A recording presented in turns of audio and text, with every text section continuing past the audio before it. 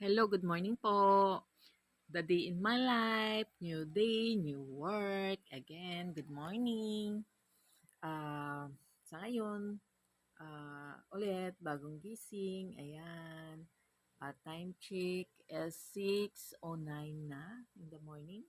So, syempre, ah, ganun pa rin yung gagawin natin. Hindi ko pa mapapakita sa inyo kung paano kami maglinis ng room dito. So, next time na lang po. But sa ngayon, paulit-ulit lang, maligo, kakain, at saka maglinis-linis sa labas. So, ayan, hindi ko pa mapapakita sa inyo dahil kung minsan nga, um, pabilisan lang at hindi ko na naisipan na i-vlog pa. So, sa susunod, ipapakita ko na talaga sa inyo. So, ayan, bagong gising lang tayo. At ito yung ating room. Again, nilagyan ko ng mga kumot para hindi ako makita sa loob. So, ayan.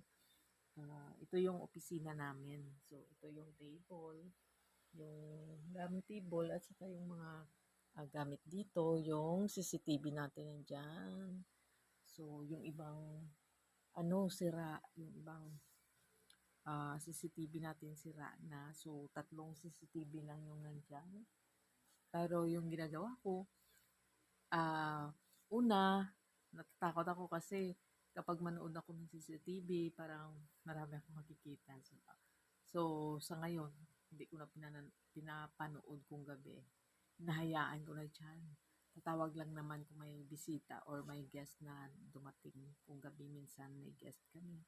So ayan, tatawag lang naman sila at malalaman ko rin dahil yung aso namin na si Blackie, yun, tumatahol talaga yan. Kaya hindi na ako nanonood hindi na ako nanonood sa CCTV na. Dahil nga na minsan natakot ako baka may makita kong iba. So, naiwasan ko pero hindi naman. God is good. Nasa kanya pa rin tayo. At hindi tayo talagang pababayaan. So, ayan. Today is February, ano na ba ngayon? 2, 4, February 4. So sabi ng bossing ko, ah, sasahudan niya na daw ako. Sana nga hindi siya makalimot na ibigay sa akin mamaya.